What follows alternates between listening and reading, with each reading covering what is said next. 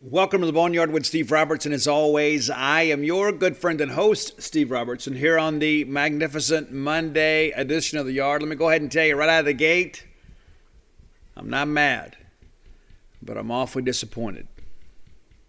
Not mad, I'm awfully disappointed. We let one get away from us. We did. We're going to talk about that a lot today. We had a lot to overcome. And one thing I want to say before we get too deep into the show. I love all of y'all, but some of y'all make my head hurt. Just laying it out there for you. It's like we grab onto something, and we're like, oh, well, this is why we lost. And so here's the deal. We missed 3 field goals, and that contributed to our loss. We got off to a slow start offensively. That contributed to our loss. We couldn't get a stop on the last drive. That contributed to our loss. There were some officials that made some bad calls. That contributed to our loss. Here's the deal. All of it is true. It's all true. But we had a chance to overcome the slow start. We had a chance to even overcome some of the bad calls. But the reality of it is we are not a good enough football team to overcome all of that. We can't get a slow start. We can't play poorly at times on defense. We can't go out there and miss field goals. We're what, a 4-point dog in the game, and we left at least 9 points on the field? At least? We're not good enough to overcome that. But all of those things are true. Like there's some people blaming the officials. There's some blame in all that. There's some people blaming the kickers. There's some blame in all that. So some people blaming Will Rogers for throwing the ball higher early in the ball game. There's some blame in all that. Some of you receivers dropped the football. There's some blame in all that. But there's enough blame to go around. We lost the football game. No, I guess a better way to put it is we blew it. We did. And listen, give Arkansas some credit. 2 minutes and 22 seconds to go. They had to go 75 yards, take the lead. They did. They did. Give them some credit. Did they have some help along the way from us? Yes. Did they have some help along the way from officials? Yes. But you know what? They did it. The reality of it is we had the lead. They had to drive essentially 75 yards, and we couldn't get a stop. And even then, when it seemed like all was lost, your quarterback, who was growing up before your eyes, leads you down the field in 20 seconds and sets up a game-time field goal. He deserved a lot better. A lot of your players deserved a lot better than what they got on Saturday. But the reality of it is all those things contributed to a loss in a ball game that we should have won. We'd be 6-3 today, feeling great about life. We still feel okay. We'd feel a whole lot better. And the reality of it is since Mike Leach has been here, we have been competitive in every single game other than when we play Alabama. It's kind of the reality of it, right? Auburn kind of got after us a little bit last year late, but we still had a chance to win the ball game. Far cry from what we were under Joe Moorhead, right? I'm not one that accepts mediocrity. I don't accept it in my personal life, my professional life. I don't accept it from people around me. It irritates me to no end. When I have somebody around me that is willing to say, well, that's good enough. And I think to myself, well, it'll never be good enough if that's our attitude. It'll never be good enough. We say, well, that's good enough. I want more from Mississippi State than to keep it close. I want more from Mississippi State to just go cover the spread. I want to win. And I really want to win convincingly. I kind of agree with the coach of the Hawks and the Mighty Ducks. Remember Gordon Bombay's old coach? It's not worth winning if you can't win big. That's what I believe. I want Mississippi State. I want people to fear Mississippi State. When Mississippi State comes up on the schedule, I want only their homers to say, hey, we got a chance. I want the casual fan to say, oh, my gosh, we got Mississippi State this week. That's what I hope we're growing back to. Because there used to be a time under Jackie Sherrill and Dan Mullen, the teams did not want to see Mississippi State. They just didn't. They knew we would physically beat you up, and they knew we'd win the ball game, and if we had a chance to hammer you down, we would. There were some times that Dan Mullen took the foot off the gas, but the reality of it is I do feel like we have made some progress, even as bad as it stunk. Be careful what I say here. As bad as it stinks to lose Saturday in a game we should have won. Our expectations were to maybe be a 7-5 type team. We still can be.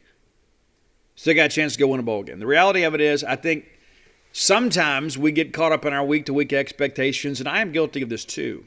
It's like, yeah, I said 7-5 is probably, the over-under, probably the fair assessment of this team in the preseason. But, week to week, you start thinking, man, we should have beat Memphis. We should have.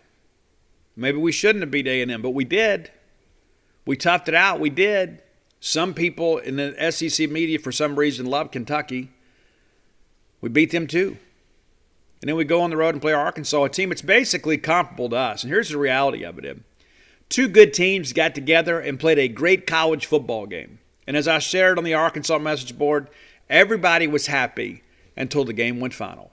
Everybody felt like their team was good. Their team deserved to win the ball game until we missed that last field goal.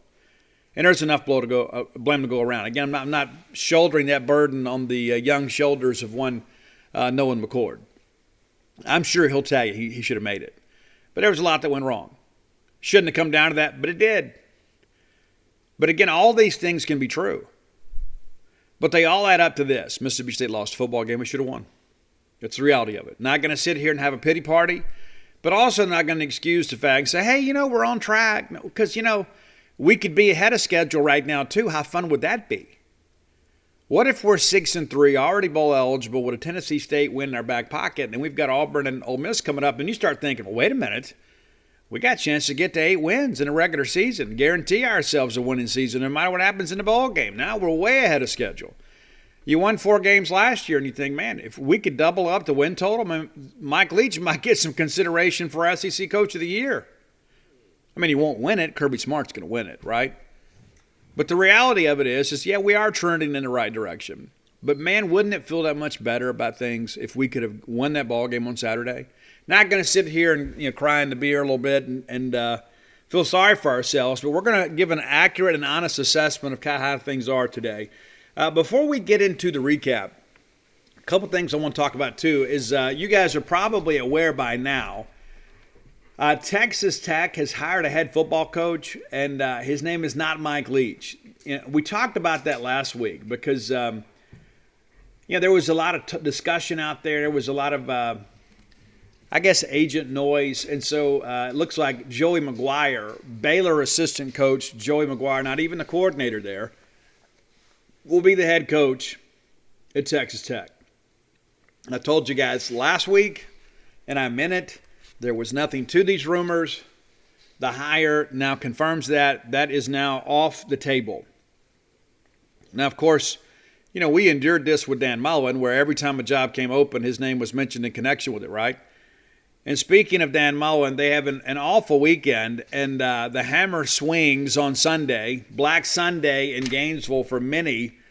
Our friend Todd Grantham terminated, and I had heard from some mutual friends a couple weeks ago that Todd expected to be fired at year's end. Maybe he didn't expect it to happen mid-year, but it did. John Hevesy, who has been with Dan Mullen basically their entire adult lives together, also terminated. And it makes you wonder if maybe Mullen is not a little more aware of the noise in the machine than he was in Starkville. Because here's the deal. When Dan was at Starkville, when Dan was at Mississippi State, he didn't care. He didn't care what anybody outside of the Seal Football Complex thought. He didn't. And the relationship between he and Scott Strickland towards the end of their tenure here was pretty chilly.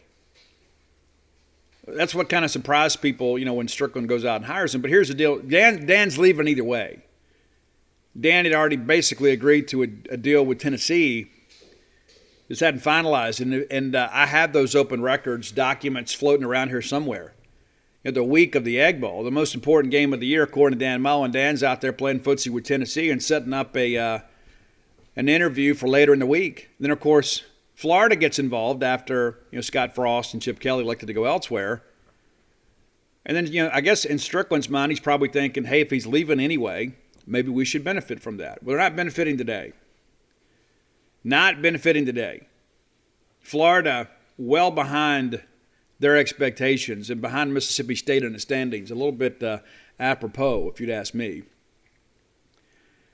Got a chance, and that's the thing, too. You begin to think about, what if we had the same record as Florida when they start making the bowl pairings? Florida's got a much bigger fan base, but how motivated are they going to be to travel? If you go read their message boards, they want Dan Mullen out. Now, here's what's interesting. Dan Mullen signed an extension this summer, a 3-year extension, that made him among the 5 highest paid coaches in America. But the buyout's only $12 million. You say, well, Steve, $12 million is a lot of money. Well, it's a lot of money for us. It's not a lot of money for Florida. That's one of the things that I think about, too, is, granted, I'm not, a wealthy man by any stretch. I've done okay. I've made a few dollar bills along the way. But I can't begin to imagine to say, you know what, I love Mississippi State football enough that I'm going to go ahead and pay this buyout for you guys. I would love to have that kind of money. But there are people connected to Florida Gators football that are willing to say, you know what, hey, this is what we live for. Florida football is what we do. And so, I can't have this guy out here anymore. I don't think it happens this year. I think Dan Mullen enters next year on the hot seat, gets a chance to right the ship.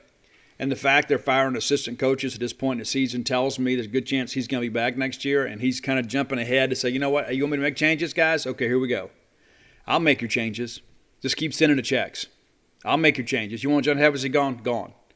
He's my longtime friend, been with me 20 years, gone. That's how much I want your job. That's how I interpret all that. And I understand from some mutual friends, it did not go over well with Hevesy. And so here's the thing about Hev, too. Hev is a hell of an offensive line coach. He really is. Not a very patient recruiter. And he kind of gets that from his boss. Because Dan's like that, too. Dan's not going to get out there and fight in the streets for recruits. Just not going to do it. Not going to do it. So the reality of that deal is this. Things are not well at the University of Florida. Now, they have a couple winnable games left on the schedule. And we'll talk about that a little bit later. They'll get Sanford this weekend. But listen, nobody's going to be at that game. Nobody's going to show up and go to that ball game.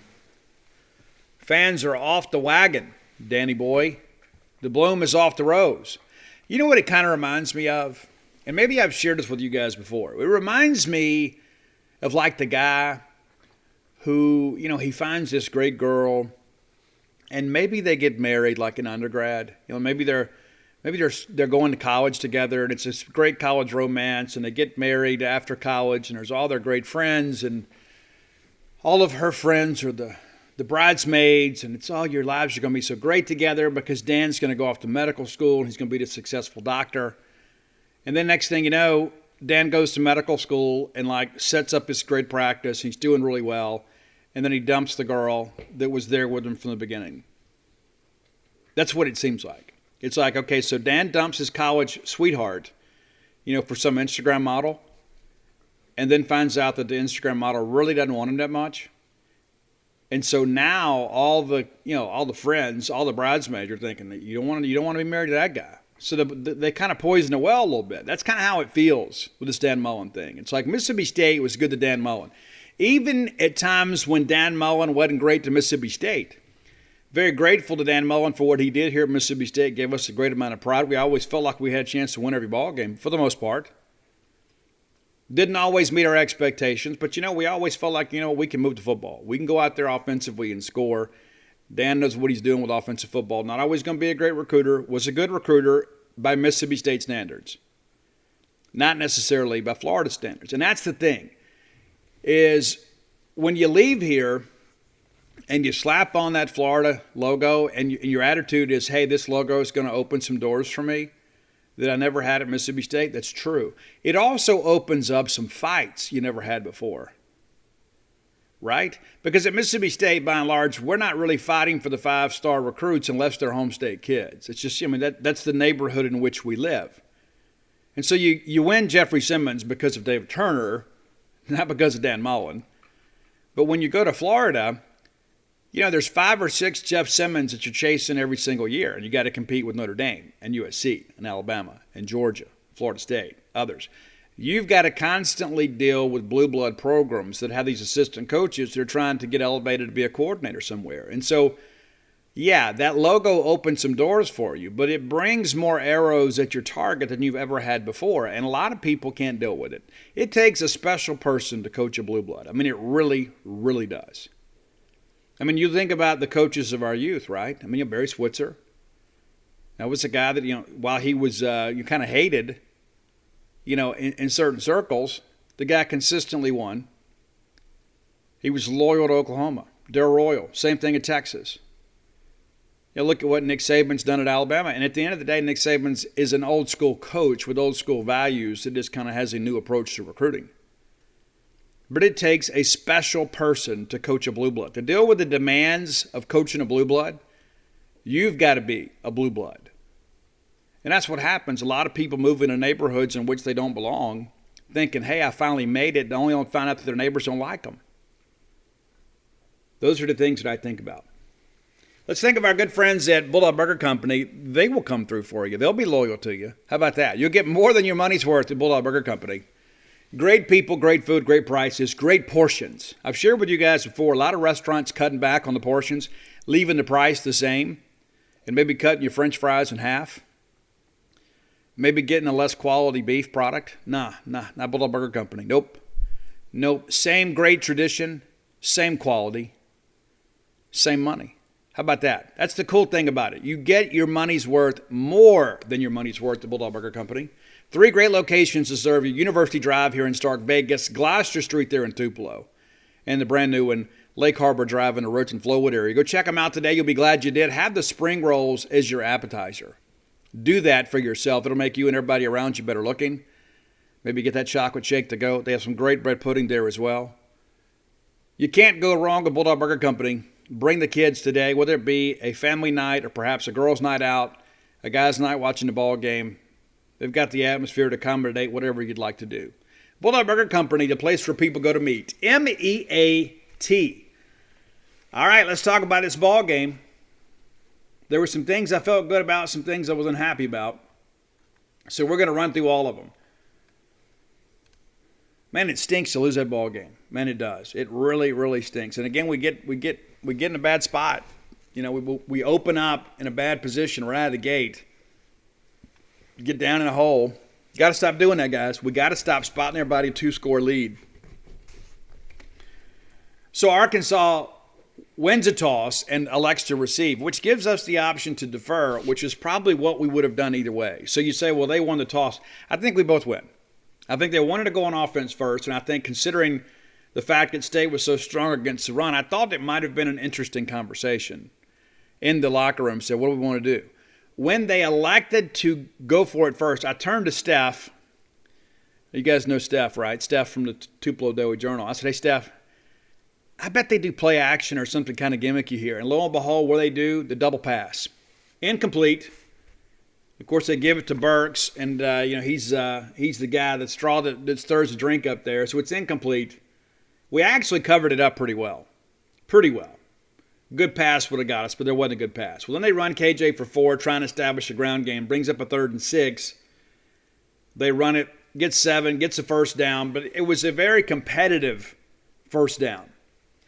Then there's a false start. We get them behind the chains, which is an absolute disaster for them. Absolute disaster for them to be behind the chains. Takes them off schedule, as they say. Well, they run for 13 yards, and then there is a fumble, and we recover the fumble. At first glance, I didn't think it was a fumble. Then they showed the replay. It looked like the ball might have been moving a little bit before the elbow was down. When they showed the other angle, it looks like there's not enough to sustain the call, so they overturn the call. Makes it 2nd and 2.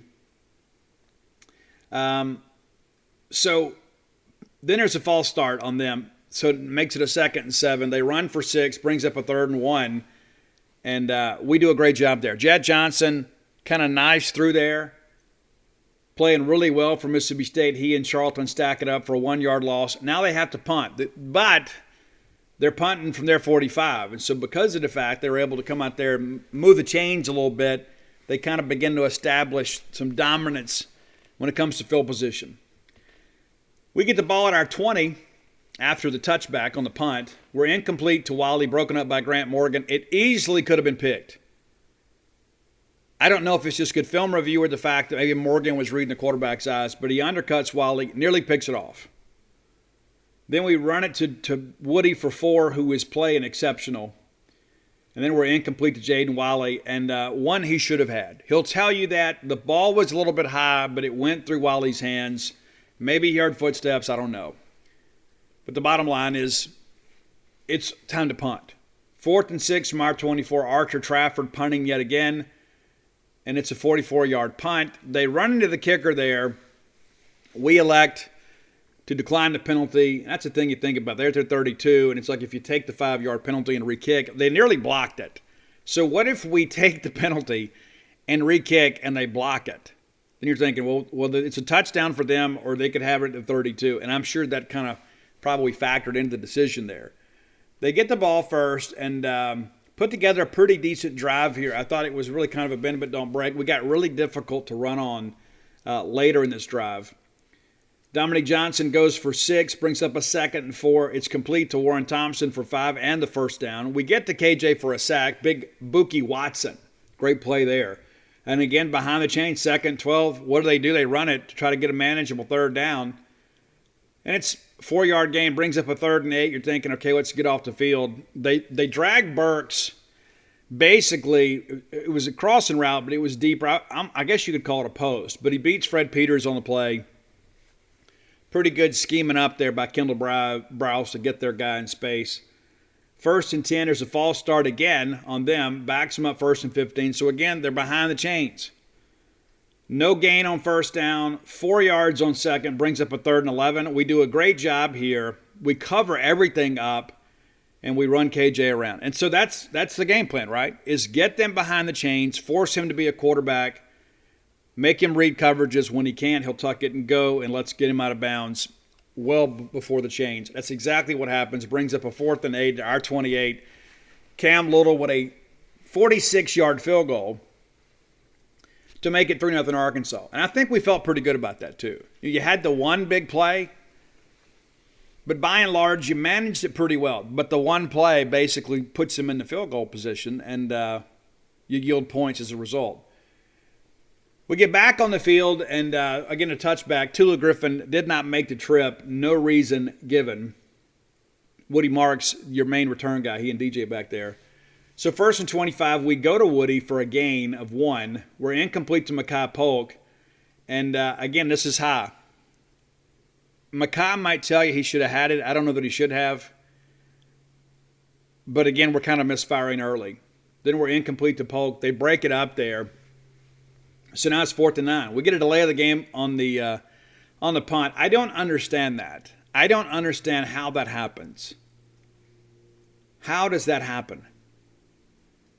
I mean, it's like we know it's 3rd and long. The punt team should be ready. And so they take the field, and we get a delay of the game penalty.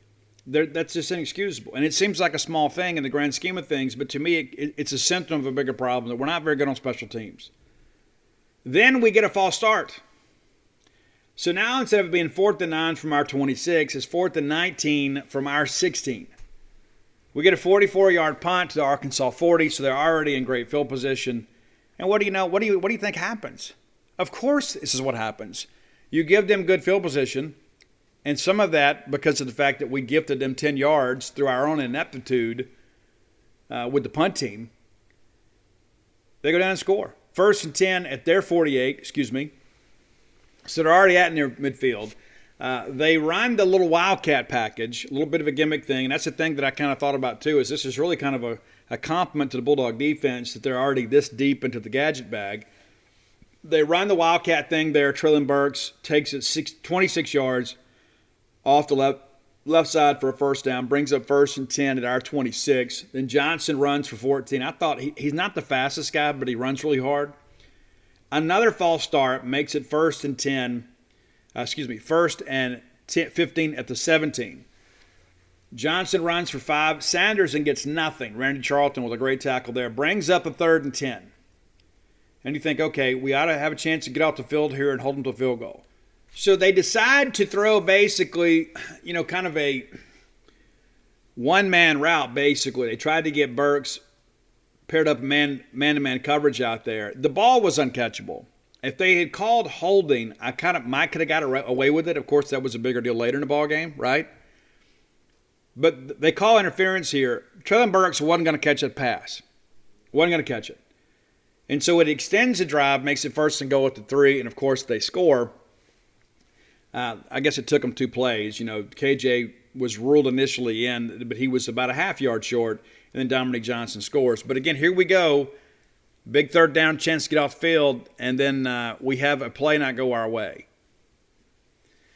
some of that's them. And give Browse some credit, too. It's like, you know what, when you paired a guy like Burks up in man coverage, you guys got to do a great job there. And because they're isolated out there in the full view of officials, you might get a call. You would think that'd be the case, right? I mean, you would think if it's wide out in open space and officials can see it, you'd get a penalty. But, you know, that wasn't the case later in the ball game. All right, so then, of course, it's 10-0 now. I still didn't feel panicked about that. You know what? If we get any farther behind this ball game, we're in trouble. 3:48 to go, and you're thinking, okay, let's figure some things out here. Let's get some things going. We got plenty of time. It's just the first quarter, right? Let's find a way to get some points on the floor, on the board. Well, we end up, because of a block in the back on the return, Woody had a good return. He runs 27 yards out to 28. Well, now it's half a distance to the goal from the penalty. Blocking the back on Deshaun Page. Now it's 1st and 10 at our 9. We're down 10 in the shadow of our own goalpost trying to make something happen. And then we were hemmed up the whole first quarter. DJ runs for 6. Then we're complete to Polk for 16. First down. We go back to Polk for 4, and there's a personal foul penalty on Trey Williams. Gets it in even better shape, for sure. We get the first down out of the 31 and then tack on 15 more. Makes it 1st and 10 out near midfield. And then we run DJ for 4. Back again to him for 4. Brings up a 3rd and 2. We run Marks for 1 and he doesn't get it. Brings up a 4th and 1 at the Arkansas 41. I didn't think there was any doubt about going for it here. And I absolutely love the play call. I'd like to know, and I started to ask him post-game, but because we lost, it didn't matter. Was this called from the bench or was this an audible from Will Rogers? Because they're running a run blitz, they're jamming the middle, trying to stop the dive, and Will pulls it, slips outside, dives forward for 2 yards, first down, moves chains. It was a huge play at the time, and it really gave us some momentum, and we were dying to get some. But this really gave us a chance to kind of get back in the ball game. Then we're complete to Mekhi Polk for 11, the tackle made by former Mississippi State commitment Ladarius Bishop. Ends the quarter, and we're on the move. And you start thinking, okay, let's just get anything here. Anything here, we're in pretty good shape. DJ then runs for 3. Then there's a holding call on cross. It backs it up. 1st and 20 from the 38. DJ runs for 1. 2nd and 19. Will Rogers rolls right. He has Polk kind of in some traffic, and we force the issue here, and Grant Morgan elevates and picks the ball off. And again, a promising drive, slowed by our own ineptitude. We get a holding call, and then we throw a ball up for grabs, and it gets picked off. So, again, that's on us, but give Grant Morgan a lot of credit for making an athletic play. Nearly had one earlier, gets one here. Arkansas ball at their 13 after an unnecessary roughness penalty is assessed to Simeon Blair. So Arkansas gets it 1st and 10 at their 13, and now we're thinking, you know what, we've missed a golden opportunity to kind of creep back into the ball game here. KJ runs for 4, then KJ is sacked for 6, back to the Arkansas 11, 3rd and 12, and that's money down for us, right? 3rd and long, we got to get rich there. They check it down underneath the Henry Hudson. We're basically in cloud coverage there, and we run and make a tackle. They give a punt, and Wiley catches it at the 40 but loses 2, trying to break loose there and make a big play. Brings up 1st and 10 at the MSU 38. For the first time, we get some pretty good starting position here. And what do you know? We drive down there and give ourselves a chance to score. And one of the things I think is interesting at this point right here in the ballgame, we didn't know it then, but we didn't punt the rest of the game. We didn't punt the rest of the game. We didn't turn the football over the rest of the game. And somehow managed to lose. All right, 1st and 10 at our 38. We're complete to Woody for 4. Then it's an offside on Trey Williams for 5. He was pretty much unabated to the quarterback. Brings up a 2nd one. Woody breaks loose for 7. Rogers incomplete to Jernigan, who's been a nice little third back for us. 4 yards for him. We find Jameer Calvin on a really nice play there. Kind of a pump and go type deal. Jameer Calvin good for 11. Down to the Arkansas 31. We go to the Mekhi Polk for 12, which gets us into the red zone. DJ then runs for 9 down to the Arkansas 10. And you're thinking, okay, we're back in the ball game. Marks then runs for 3 on 2nd one, gives us a 1st and goal at the 7. If I told you right now we weren't going to get any points, you never would have believed me. We're incomplete to Malik Heath. Threw it a little bit behind him. Trey Williams in his face, threw a little bit behind him. We throw it on target, it's a touchdown. But again, you got Trey Williams, one of the best pass rushers in the conference, kind of barreling down. Ball placement sometimes is going to be a little bit iffy.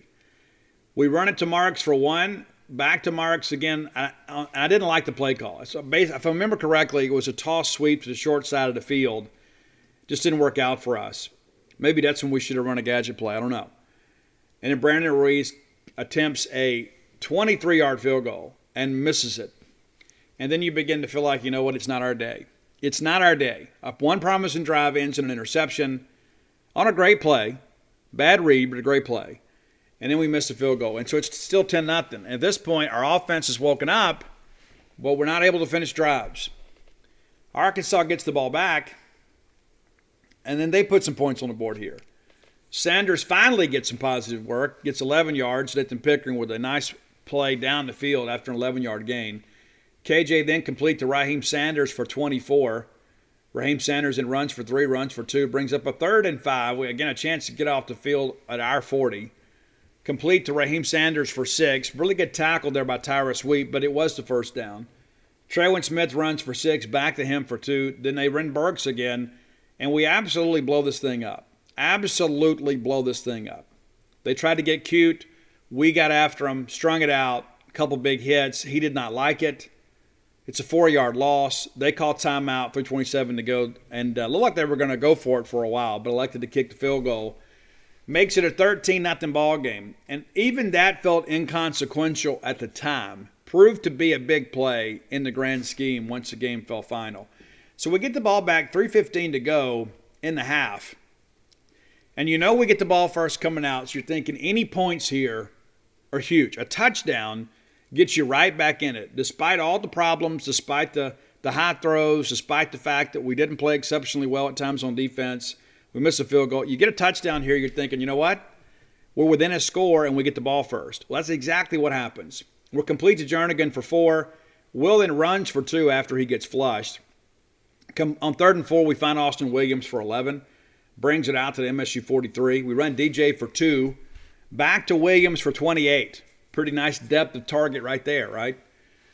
Rogers is sacked for a 2-yard loss. I do charge this one to him. And I give the Arkansas secondary a lot of credit, too, because they really covered everything up.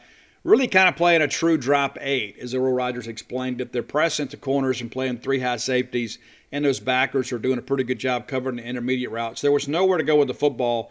Will just tucks it a little bit too late, gets a sack. Trey Williams, again, one of the better pass rushers in our league. You can't keep him quiet for so long, right? So we call timeout, 49 seconds to go, of course, at the Arkansas 27. We're incomplete to Jaden Wally and Joe Fouché, a guy that killed us last year with a couple picks. A nice play by him. We find Ra Thomas for 13, which moves the chain. Ra Thomas is another guy that's emerging as a star right before your eyes. Had a really big ball game for us against Arkansas. Incomplete to Polk and Markel Utze, all in his face there. 2nd and 10, we get a false start on Scott Lashley. We didn't have a lot of pre-snap penalties. This one appeared to be a really big one at the time because it makes it 2nd and 15 from the Arkansas 21. We run it to Dylan Johnson, who gets 3. We call a timeout with 16 seconds to go. We elect to go for it here. Austin Williams basically runs a skinny post out there and is absolutely hit early by Miles Slusher. Ball bounces up in the air, and Simeon Blair picks it off. Everybody's excited until the flags come out. It was a very obvious PI. I know a lot of people there, you've got some emotional investment in the game. You want them to not have a score there if you're Arkansas. He clearly interfered. And if you don't understand that, maybe get somebody to explain it to you. It was clearly a PI. Give State a 1st and 3 with 7 seconds to go from the 3. You basically got one shot right there. So you take it, and it's a touchdown pass to Jaden Wiley. Really rifled it in there, too. And all of a sudden, everything changed. It felt like, you know what? Hey, we're in good shape here. Hey, as badly as we played, we're within 6 points, and we get the ball coming out. You felt like, you know what? This is going to be a ball game, and it certainly was. We end up kicking off there, just kind of pooch it down the field. No return. KJ takes a knee, and that puts you into the half. So halftime score, 13-7 Arkansas. All right, let's get into the second half. And, of course, Mississippi State went right to work. Nice return by Jaquavius Marks. Gets it out 33 yards to 34. Looked like he was a block away from breaking that thing. We go to Makai Polk and Monteric Brown with a nice play there to break it up. We go back to Marks for 7. Brings up a manageable 3rd and 3. We get nothing. Brings up a 4th and 3 from our 41. And it just seemed like that Mike Leach is like, you know what? We're going to score on this first drive. We got to do what we got to do. It's our side of the field. It's not a 4th and short. It's a 4th and medium, maybe.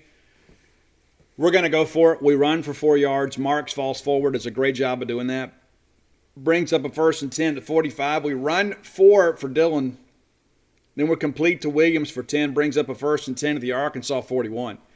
DJ goes for 1, and we find J.J. Jernigan kind of leaking out there, and we get it to him for 15 yards. I believe that is his biggest play from scrimmage this year.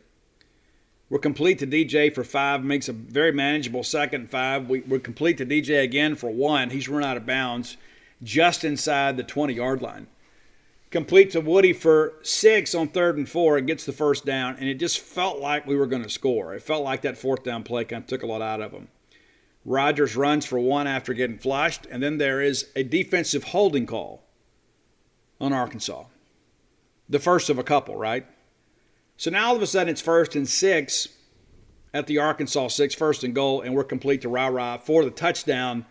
Now all of a sudden the extra point gives Mississippi State a lead. So you think, okay, now let's go put this thing away. Let's get a stop, get the ball back, and go make some things happen. Well, we couldn't get a stop. We get the lead, and then they get it right back on the subsequent drive. So a pretty good kick from Ruiz gives you a touchback. 1st and 10, the Arkansas 25. They run for 6, then back for 4. It gives them a 1st and 10, 35. And a pretty nice run and tackle on the play. I like this Dominique Johnson kid. I think he's going to be a problem in the years ahead. And again, foot speed's not really the thing that wows you. It's just that he's a guy that just really gets up there and kind of moves the pile a little bit and always falls forward.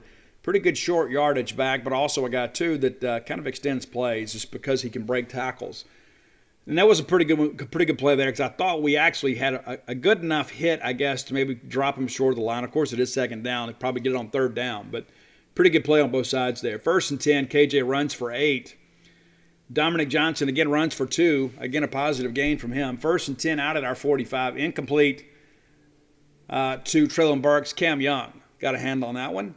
And then they go back to Burks, and it's a 6-yard loss. This is when the craziness ensued, right? So they throw it out to Burks. The play design was not good. The execution was even worse. And Emmanuel Forbes runs him out of bounds, and then Traylon Burks throws a punch. Now, I have seen some people, even some Mississippi State people, try to be, I guess, Arkansas apologists here. It was not an open-face slap. He threw a punch, and he hit Emmanuel Forbes in the chin. The replays show it. Why they didn't review it, I don't know. And people say, well, it had been offsetting penalties because it was offsides on Mississippi State. Maybe it was. That's what they flagged. But Traylon Burks likely should be ejected from the ballgame at this point. That's the rules. And people say, Steve, it's not reviewable. Yes, it is. It is reviewable. That is one of the purposes of instant replay. You want proof positive, you say? Go back to the 2018 Egg Bowl when we had the slap fest out there when Jonathan Abram pimp slapped A.J. Brown, and next thing you know, all hell breaks loose. And then the ineptitude of the SEC Control Center. They review the fight, right? They call it a fight. And they eject guys that they inject Cam Dantzler. He's gone. Didn't even do anything. Willie Gay is gone. Wasn't even involved. Because they give the unsportsmanlike conduct to Willie Gay because, remember, he had the spin the ball thing earlier, right? And then C.J. Moore was injured and in full uniform for Ole Miss, didn't even play in the game, and he's kicked out of the game. So I'm not saying the review would have got it right, but it is absolutely reviewable. So it's 2nd and 5 from the 50. Could very easily have been 3rd and a long, 16. But instead it's 2nd and 5. KJ runs for 1, then they're incomplete to Warren, and then there is holding on Ty Weed out in the flat there. Gives them a 1st down. Again, that's on the 3rd down play. We had a chance to get off the field there right at midfield, and we're called for holding. And based on the replay in stadium, it looked to be the right call. 1st and 10 from the 41. It's a rush of 4 yards. Back to Sanders for 2. KJ then goes for 2 on 3rd and 4. Brings up a 4th and 2. They kicked the field goal to retake a lead, 16-14. So again, you go back through this. We got a chance to get off the field. We had a chance to get off the field multiple times on this drive. We commit a couple penalty infractions, miss a tackle here, miss a tackle there. But, they didn't have some big explosive play here. We were actually playing pretty good defense, and then we get flagged for a holding call that gives them a first down into our territory. We play clean right there.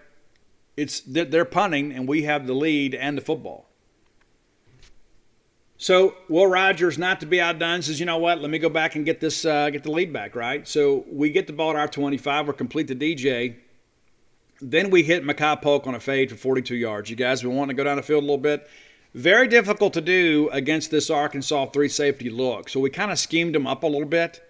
And somehow, some way, we got some traffic across the middle to kind of draw the inside safety down. And Polk is open to the outside. A great throw, great adjustment. Mekhi Polk, a real star for Mississippi State, gives us a 1st and 10 at the Arkansas 31. One of the best pass plays of the year. DJ then goes for 1. Will Rogers runs for 2. Then we're incomplete to Jaden Wiley on 3rd and 7 from their 28. Been nice to convert there. We elect to kick the field goal to retake the lead. You know what we do? We miss. 46-yarder. Not a gimme by any stretch. Okay, but here's the deal. What are we, 9 of 17 this year in field goal attempts? It's just gotten to the point now where you have to hold your breath every time. I remember when Derek DePasquale was here, right? And even last year, Brandon Ruiz. Anytime that we took the field to kick a field goal, I expected us to make it. That's just how I felt. It was just like it was automatic. The pride of the College of the Mines, Derek DePasquale, right? I just expected him to make it. Now, I know that Ruiz is still kind of rounding back into form from injury, and you ask yourself, well, if he can kick off so successfully, why can't he make field goals? I wish I had the answer to that question. I don't know. But we've missed a second field goal. So, let's say we make those two, right? It's a 20-16 ball game. But it's not. We missed them. So Arkansas still has the lead at 16-14. Arkansas starts to drive at their 28. Dominique Johnson runs for 24 yards, one of their most explosive run plays of the day. Carried a couple tacklers with him. KJ then incomplete to Tyson Morris. Dominique runs for 5 again. KJ Jefferson complete to Traylon Burks. This is a nice throw and catch. KJ's ball placement is not elite, but I thought he made a couple of nice throws. They didn't ask him to throw it a lot, but he made a couple nice throws, and, of course, always kind of looking for Burks. And why wouldn't you? One of the best receivers in the SEC, if not the best receiver in the SEC.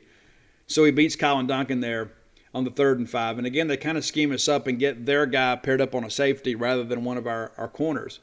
Then Dominique Johnson runs for another yard gain, brings up a 2nd and 9, complete to Raheem Sanders for 11 that runs out the clock. So we go to the fourth quarter.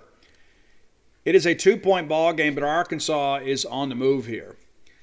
1st and 10 at our 16, Dominique Johnson runs for 2. It's almost like a broken record. You give it to Johnson, he gets you 2 and 3 on first down. Give it to Johnson, he gets you 2 and 3 on second down. Then the next thing you know, it's a manageable 3rd down.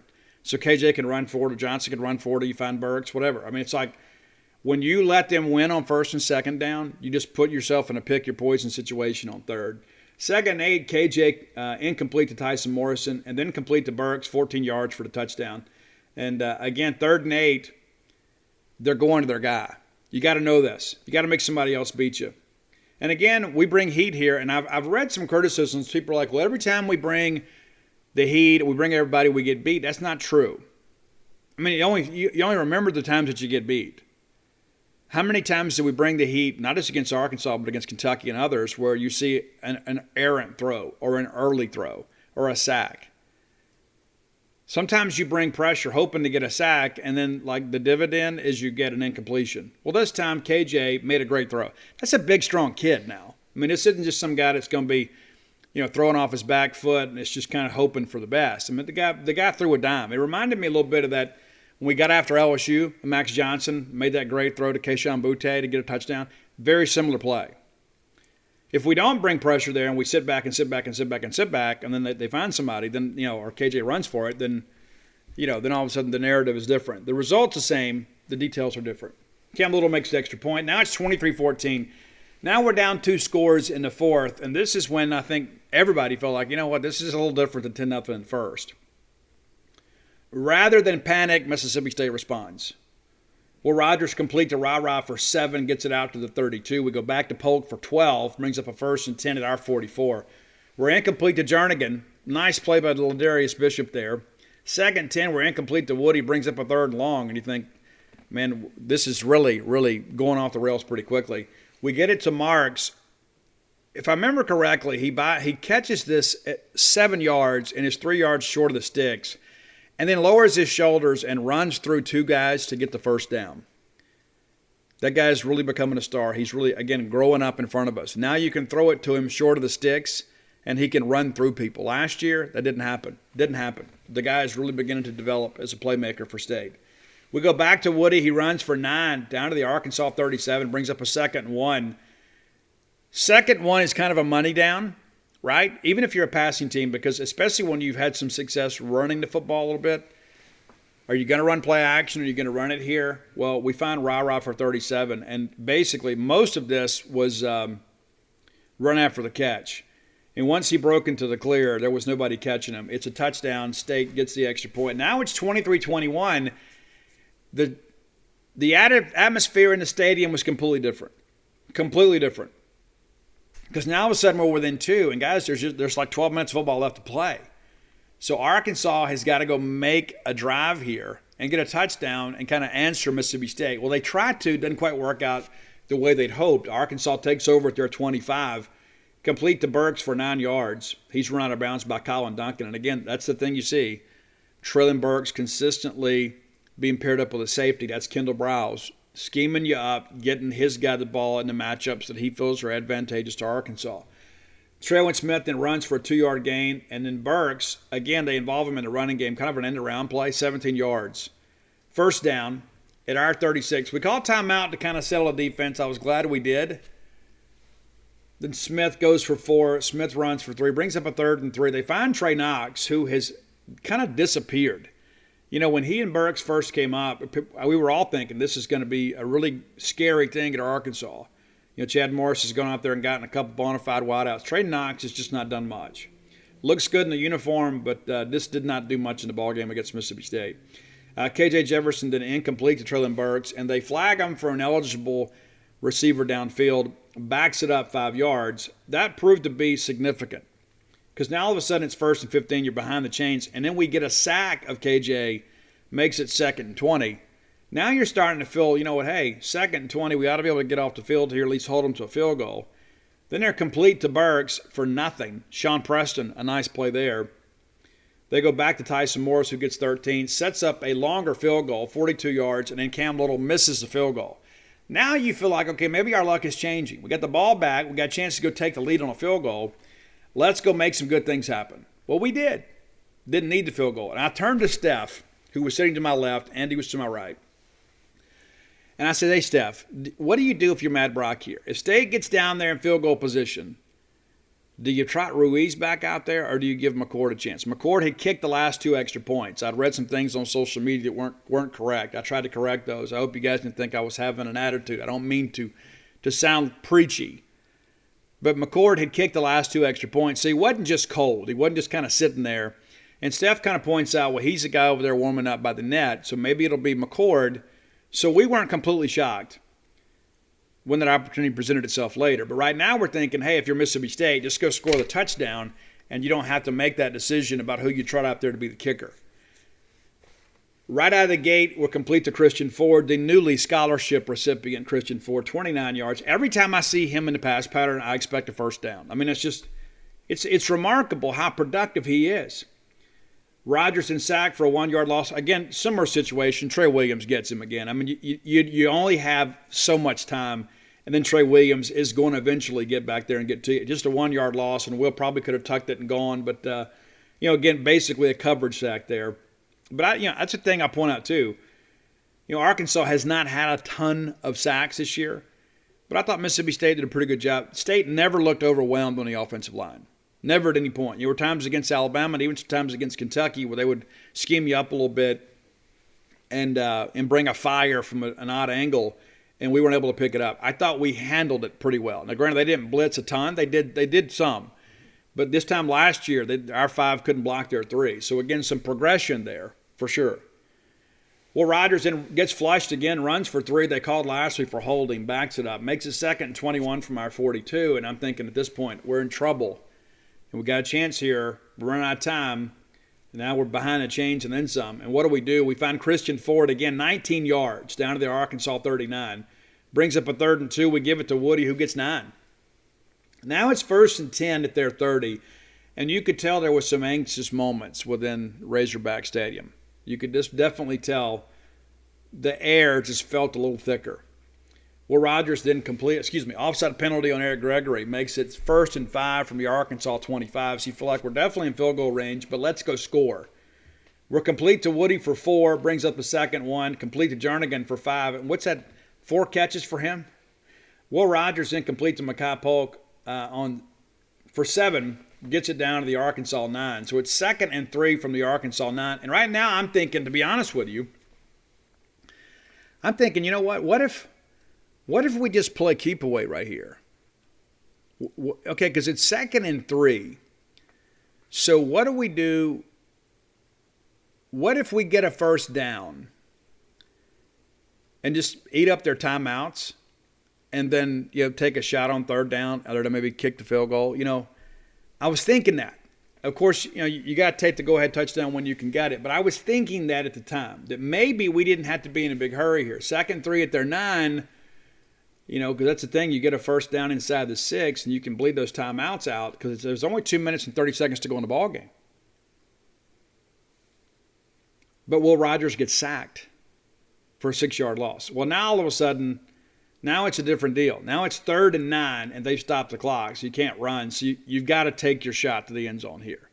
Because if you run it here and you don't get it, they're going to burn another timeout, right? And so get the ball back basically with the time they did. So you got to go score. And Woody Marks does a great job. Will Rodgers does a good job kind of biding time, keeping the play alive. And then Woody just kind of flashes out there in his vision. And it's a touchdown. And we get the extra point. And so now it's 2 minutes and 22 seconds to go, and we're feeling pretty good about life. 28-23, I'm thinking, you know what? KJ is going to have to throw the football here. Maybe that enables the Bulldog pass rush to kind of get after him. And again, Arkansas pass rush did a pretty good job. They had an assist of a couple of non-flagged holding calls down the stretch here. But again, this is the situation here. If we feel like that our defense is on the field to protect a 5-point lead, they've got to go 75 yards. I'm going to like those odds.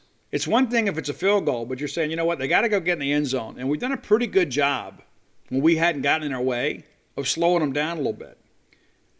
But KJ and the Arkansas defense rise up. So it's a complete pass to Dominique Johnson for 7. And then Dominic runs for 11.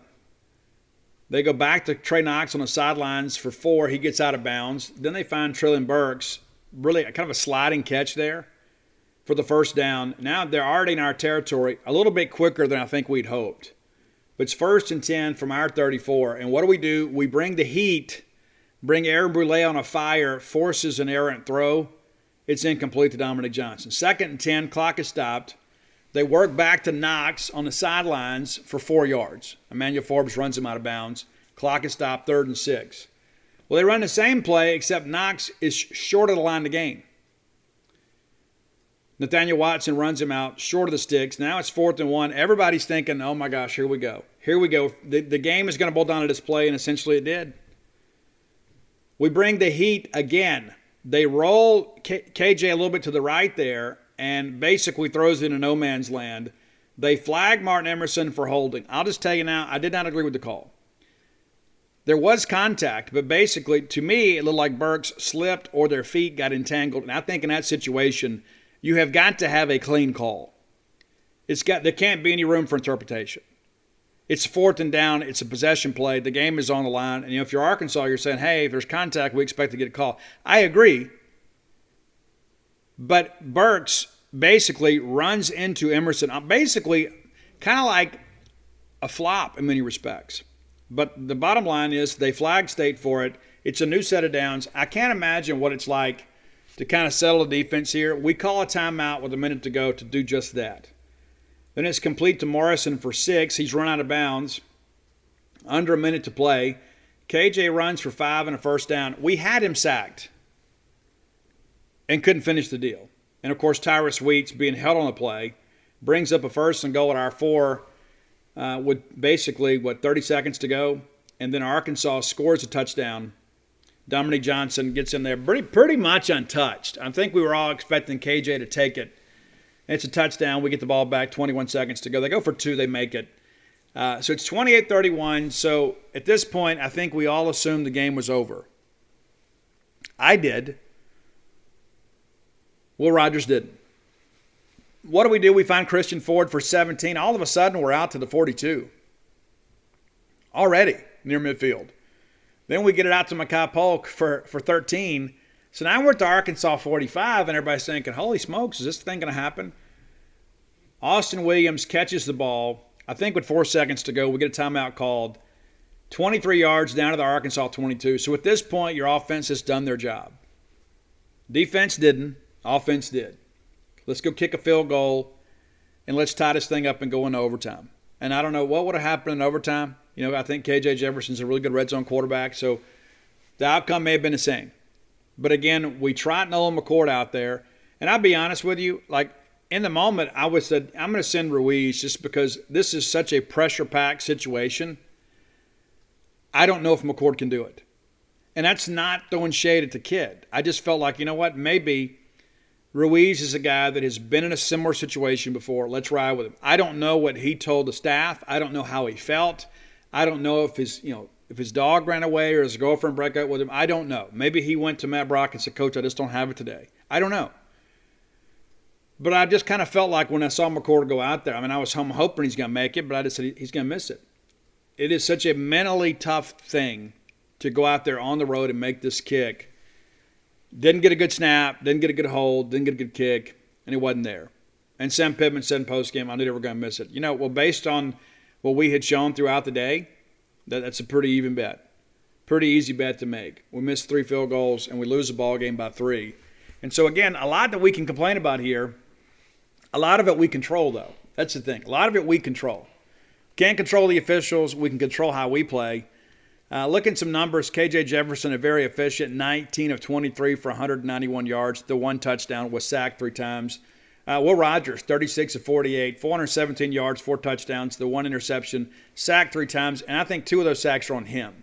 I think he'll tell you the same. The coverage sacks, so he's probably got to tuck it and go a little bit quicker. And a lot of that's just him trying to be patient, wait for a guy to spring open. Sometimes you just got to go. But again, if you tell me that Will Rogers is going to go complete 75% of his passes for 400 yards and throw 4 touchdowns on the road, I'm going to expect that we've won. Woody Marks runs for 40 yards, no negative plays for him.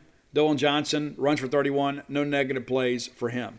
So your Bulldog running backs falling forward on those rushing plays. Also shows your offensive line did a pretty good job in run blocking. Arkansas averages 250 yards a game on the ground. They got 202. And if we wanted to hold them under their average, and I told you guys last week I didn't think they'd run for 250. They didn't and still won the ball game. Mekhi Polk, 8 catches for 117 yards, a good game for him. Austin Williams, 4 of 72. Christian Ford, 3 of 65, pretty good average there. Ra, 4 catches, 63 yards, 2 touchdowns. The nice 37-yard catch and run was a huge play for State at the time. J.J. Jernigan, 4 catches for 28 yards, a long of 15. I believe 3 of his 4 were also conversion plays where he picked up a first down. DJ, 5 of 12. Jameer Calvin, got to get him more involved, 1 of 11. And Jaden Wiley, just 1 catch for 3 yards and the touchdown. Of course, he had a drop early in the ballgame. Malik Heath did not have a reception. Don't be surprised if Ra Thomas is a starting X. I was told earlier in the year, don't be surprised if that happens. I was like, we'll see. I think it's pretty obvious at this point. He is probably the most productive guy at the X. That's not to say that Tua doesn't make some plays, but you got to find a way to get Ra more involved. Sean Preston, your leading tackler. And I just kind of felt like it was smart to have him play more instead of Jalen Green because of how physical the Arkansas run game was. It made sense for Preston to be on the field. He was. He had a pretty good productive game. The 9 total tackles. Tyrus Wheat with 8. Cam Young with 8. That's a lot for a defensive lineman also with a pass breakup. Aaron Brule with 6. Buki Watson with 6. Colin Duncan with 6.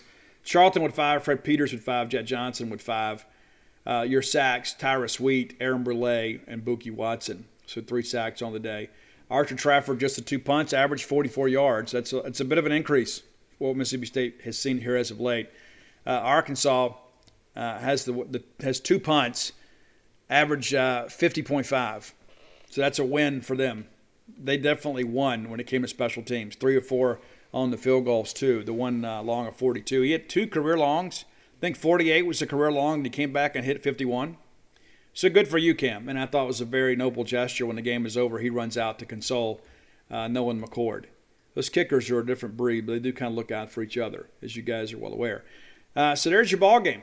And Mississippi State played well enough to win, but didn't do it. Just one play short of getting this thing done.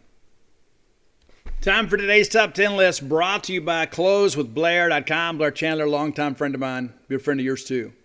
It pays to have a friend in the business. You know what I mean? There's a lot of things out there that I feel like I've got a pretty good handle on. There are other things that you need an expert. That's what Blair Chandler is. He's a mortgage lending expert.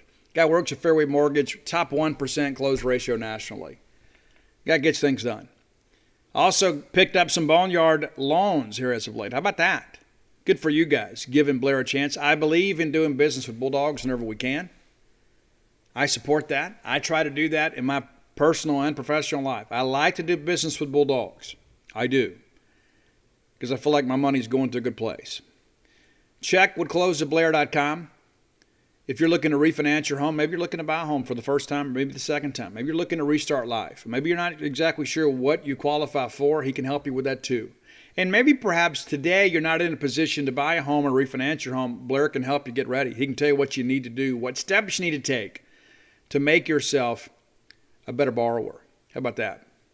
Maybe you went through some trauma during the COVID season. Maybe you've got credit card debt out your ears. You need to find a way to consolidate that. Get your equity working for you.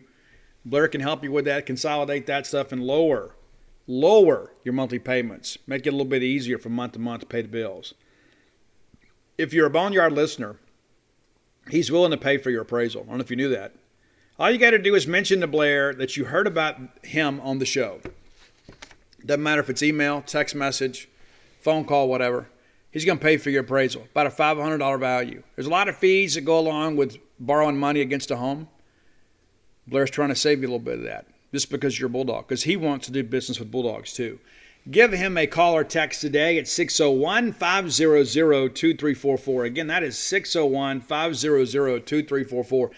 And you know what? That's his personal cell number. That's not some office phone. It's just going to sit there and ring and flash, and they'll just kind of get to you when they get around to it. Nope. That is on his hip right now. You know it is because he's got that belt clip.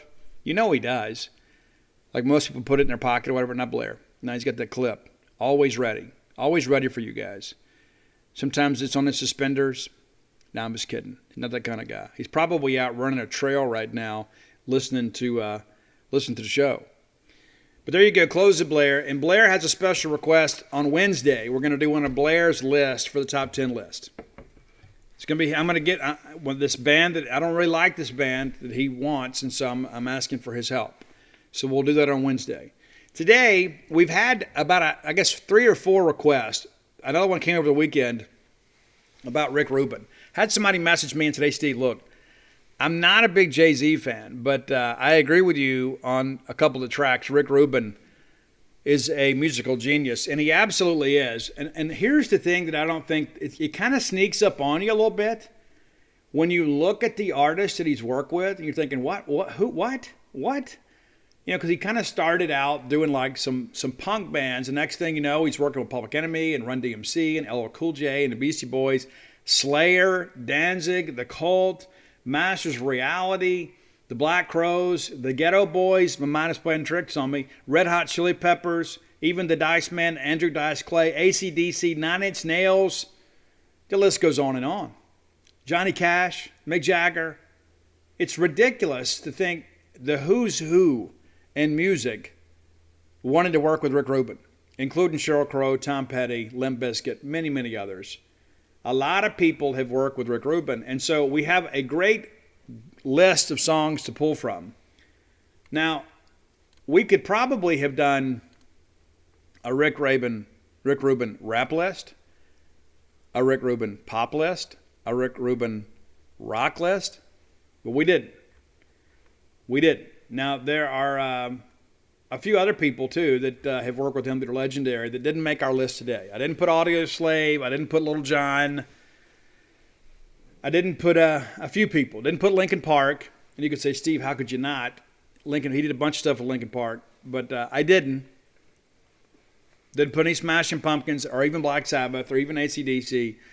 No Lady Gaga on this list. But this is a tremendous list with a lot of diversity. We're going to do some metal. We're going to do some really, really hard metal. We're going to do some pop. We're going to do some blues. We're going to do some rap. We're going to do a lot of rap. So let's go ahead and get started. Number 10, one of the most innovative acts in the rock scene today. It's Slipknot. Got a new album out. And they have not mellowed in their older years. You know, a lot of bands, it's like they're broken, and so they record these albums singing about their pain, and everybody can identify with that. Then all of a sudden they make millions of dollars, and they go to therapy, and they're dating, you know, Playboy models, and next thing you know, life is good, and so then the music kind of stinks, right? Not with Slipknot. I don't know who they're dating, no clue. But they have not mellowed. And we're going to go back a few years. We're going with Vermilion from Slipknot. That's a Rick Rubin production, Vermilion from Slipknot. Number 9, this was kind of a comeback album from Metallica. And some people didn't like it. I really, really liked it. It's Death Magnetic. And I think there's a couple songs in there I absolutely love. But the first single that was released just absolutely kind of brought me back in and reminded me of being a teenager. It's All Nightmare Long from Metallica off a Death Magnetic album, pardon me. I thought Rick really pulled the best of the band out. Now, we're going to go in a completely different direction on number 8. Because many of you probably had no clue that Rick Rubin worked with Adele. So we're going to work with Adele today too. And we're going to go with Set Fire to the Rain. And it just shows you the range of Rick Rubin. How many millions of copies did that album 21 sell? I mean, I guess we could look, right? It is ridiculous to think how well Rick Rubin has been able to work with all these great albums. I mean, so this album comes out in January of 2011. It is had tons and tons and tons of singles that many of you ladies know so well. It is the best album of the 21st century in the United Kingdom and the 4th selling best album of all time. That's pretty remarkable to think about. Let's see if we can find some numbers here as we kind of look through this. It's 31 million copies worldwide. Think about that for a second. 31 million copies. And that's Rick Rubin basically doing an unknown pop singer. Number 7, going back, man, I absolutely love this album. I think they're doing an anniversary tour for this now. For Shake Your Moneymaker, it's the Black Crowes, and could have gone a lot of different directions here, man. That album sonically is tremendous. The production value is phenomenal. But I went with Twice as Hard. And I love everything on that album. A lot of you guys know them from Hard to Handle because it was a great cover. But Twice as Hard, to me, is an incredible song. And I love Chris Robinson's vocal on that. Number 6, we went with some Eminem here. And he produced the Marshall Mathers 2 album. Some of you are familiar with that. I like this one. I like the collaboration with Rihanna here. But it's The Monster. I dig it a lot. I think you will too. I like the beat. It's pretty cool. And again, just shows the versatility of a guy like Rick Rubin. Number 5, going back to kind of the early years when Rick Rubin was kind of making a name for himself back before he didn't have that much of a beard. He did a lot of work with Public Enemy. And if you know anything about me, back in the day, I was a big PE fan. I'm still a big Public Enemy fan. Chuck D, I think you guys know my feelings about him. But we went with, this is from It Takes a Nation of Millions to Hold Us Back. It's Don't Believe the Hype. Probably Flavor Flav's Shiny Moment. That or 911 is a joke. But Don't Believe the Hype, Public Enemy, number 5. Number 4 on the list, and this is a band that credits Rick Rubin with saving their career. They thought they were kind of a new wave band, and then he jumped on the album Electric. And I thought the Love album from The Cult was phenomenal. But everything that kind of happened after that, they became a real rock band because of Rick Rubin. And he kind of told them, hey, I know you guys like this, but you're a rock band. And so the Electric album kind of changed the direction of this band and really was kind of the precursor for what Bob Rock did with Sonic Temple, which is one of the greatest albums of that era. But I went with Wildflower, number 4 from The Cult off the Electric album, produced by Rick Rubin. Wildflower from The Cult. Number 3, one of the most iconic albums of my teenage years. And everybody had it. Everybody loved the Beastie Boys. License to Ill was an incredible album. They have an incredible catalog. Rick Rubin was one of those that kind of discovered them and kind of got them going. I could go a lot of different directions here. I could go with No Sleep Till Brooklyn. I didn't. I could go with You Gotta Fight for Your Right to Party. I didn't. You could go with Girls. I went with Paul Revere. To me, that's the best song on License to Ill. Paul Revere. Number 2, we just talked about this guy on Friday, but I can't do a Rick Rubin list without mentioning, I talked so glowingly about the song 99 Problems. It's your number 2 song today. So if you enjoyed listening to it on Friday, you can enjoy it again on a Monday. Jay-Z's 99 Problems.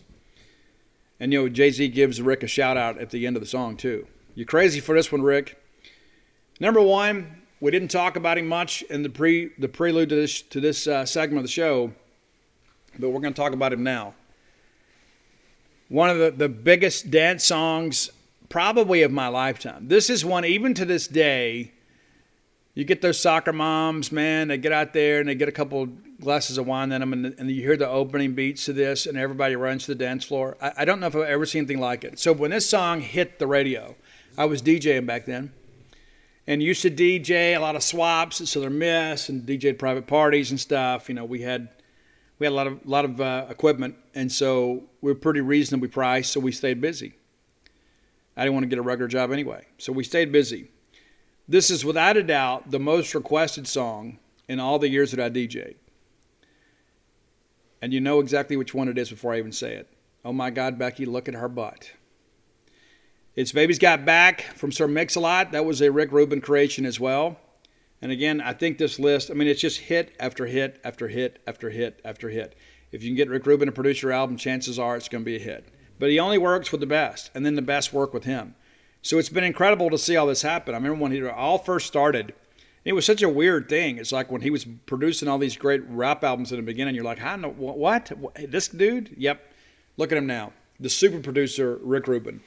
That's your top 10 list today. We'll be back on Wednesday with a little different list. Let's just say that. Much different than this one. If you have an idea for the top 10 list, reach out, let me know. You can find me on all forms of social media at Scout Steve R. It is now time for the SEC Weekend in Review. We thank our good friends at Campus Book Mart for being a sponsor of the show. Had a chance to visit with them some last week down at Mistletoe Marketplace. It was great. If you had a chance to make it down over the weekend, you had a chance to pick up some signed books. You can find my books at campusbookmart.net. They got all 4 of them. So rather than having to look at multiple vendors, you can get them directly from Campus Book Mart. But also, too, it's time to outfit the family with the latest in maroon and white fashions. Go by and see Stan the Man, Miss Kathy Brown, the lovely, talented Susie Cheyenne, the whole group down there will take care of you. They're working hard to make sure that you get the latest and greatest in Mississippi State merchandise. Christmas time is coming up. It'll be here before you know it. It's already November 8th. It is November 8th. Christmas is December 25th. It will be here before you know it. Let them help you with some of your online shopping. Rather than go buy from some national retailer or something, support local vendors whenever you can. Campus Bookmark can handle your online purchase with expediency and with love. Visit them on the World Wide Web at campusbookmart.net, and by being a loyal Boneyard listener, we'll save you a little money. Use promo code BSR, and that'll get you free shipping on all orders over $50. And, of course, BSR stands for Beautiful Steve Robertson. You think it's a game? It's not. Campusbookmart.net, promo code BSR to save shipping on all orders over $50. And if you're Christmas shopping, you'll be happy to save that money. Save a little shipping. May enable you to buy a little more eggnog for yourself. All right, kind of a weird weekend, shall we say, in the SEC. And it's pretty much been that way just about every weekend, right? Something happens we're not expecting. Well, Georgia blasted Missouri. We expected that. Georgia's a machine, man. 43-6. It's ridiculous. Giving up less than 6 points a game, right at 6 points a game. We are seeing a historically good defense at Georgia. You don't have to be elite on offense. They can just be pretty good on offense and just kind of run the table. And that's the thing I thought early on. I said, well, they got to get JT Daniels back, get him healthy. They got to get the guy rolling. The way that defense is played, I don't know if it's true. I don't know. I think just having a good quarterback can make the difference here. But 43-6 winners over Missouri, and it was not good. If you're Missouri, it is not good. Now Missouri may be licking their chops, knowing what they got coming in next, but they're 4-5 right now, and it's pretty interesting to look at some of these numbers. You know, Beatty ran for like a career high last week, ran 41 this week. They even brought in a dual threat quarterback to try to change things up a little bit. And he goes 6 of 13 in relief of Cook, and runs for what I guess they ran 2 dual threat quarterbacks out there. Yeah, and so it still didn't work. It makes no difference. Georgia just runs through. And so JT Daniels 7 of 11. Stetson Bennett 13 of 19 for 255 and a touchdown. So they're just kind of doing what they do at the University of Georgia, and they do it exceptionally well. Now, a lot of people called me about this game. I only talked to a couple people about this Ole Miss Liberty game. People said, Steve, who are you rooting for? Well, I'm rooting against Ole Miss. Well, we didn't get the game we expected. I thought it would be reasonably close for a while, and then like Snoop Connor would take over and just blow Liberty out. Give Liberty credit. But it was 24-0 at the break. And you just felt like this thing is over. Absolutely over. Jerry and Ely with a 70-yard run, and they tack on a field goal, and Ely again. Dennis Jackson with a nice grab makes it 24-0. They just kind of coast on in there. And the next thing you know, they're rolling. Liberty finds a way to make some things happen. Malik Willis did not have a good day. 6 of 25 for 3 interceptions. 173 yards, no touchdowns. Liberty does find a way to put a couple points on the board to make it look somewhat respectable. It's a 27-14 game, with about, 6 minutes to go. It just didn't work out. Matt Corral banged up, still played pretty well, 20-27, 324 yards and the 1 touchdown. And a lot of people say, well, he's a Heisman candidate. Yeah, I think he has faded a little bit as of late. Even in a game like this where he should have been able to pad some stats, he really didn't. And so some of that, too, is about the people around him. Braylon Sanders tries to give it a go, has a couple of catches, 64 yards. But Ole Miss wins the ball game. That's the bottom line. They win the game. They're 7-2. Liberty now 7-3.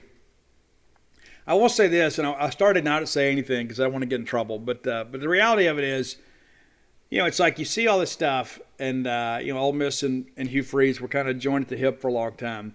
The Ole Miss official Twitter account, that was really, really tacky. Listen, I'm no fan of Hugh Freeze. I think the guy is an awful person. But you got to show a little dignity there. You win the ball game. You're expected to win, and actually you win 27-14. It's not like you won 59-0 or something. You win 27-14, you're out there talking trash. I mean, it's like, and that stuff was out there for hours before anybody did anything about it. I mean, it's disappointing. And not that Hugh Freeze deserves a lot of grace, but the reality of it is I just think, I think it's more indicative of kind of who Ole Miss is rather than Hugh Freeze is. And you know my feelings about Hugh Freeze. But I think maybe you look at it this, you say, you know what, this is not a Hugh Freeze problem, it's an Ole Miss problem. And maybe Hugh just went in Rome, acted as the Romans did. But pretty tacky. And I know they came out there and apologized, but the damage is already done. You got to be smarter than that. And they had the picture of Hugh Freeze and everything in the hospital bed. It's been meme-worthy for so many years. Disappointing, but I can't say that I'm surprised. All right, A&M 20-3 winners over Auburn. Really thought Auburn would make a better game of this offensively. It's 3-3 at the break. And then A&M gets the field goal in the third and then really puts it away there in the fourth quarter. I mean, really it's pretty crazy how it all breaks down. It's like it's a 9-3 game, and then Michael Clemens picks up a fumble and returns it 24 yards to put the game away. It's pretty crazy. I guess that was a Bo Nix fumble.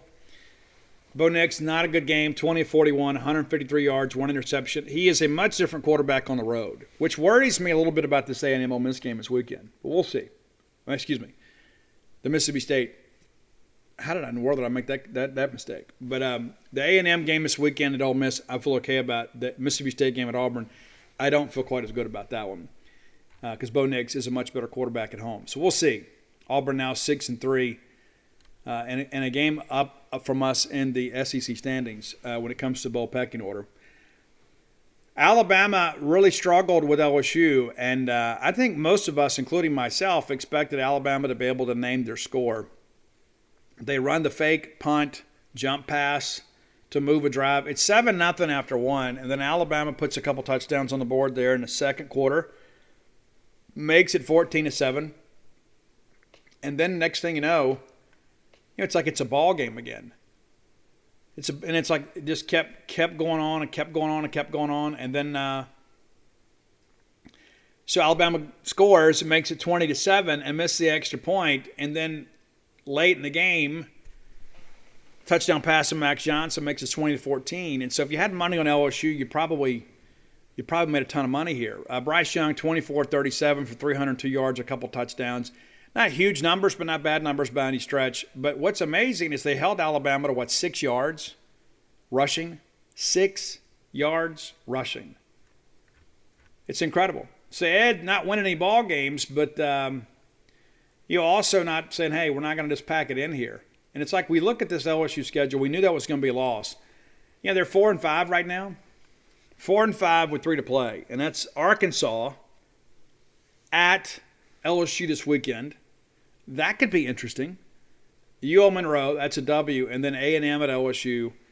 And that's one thing too. If anything else, LSU got Jimbo Fisher's attention. But you look at this and say, there's a possibility that LSU could miss a bowl game for the second straight year.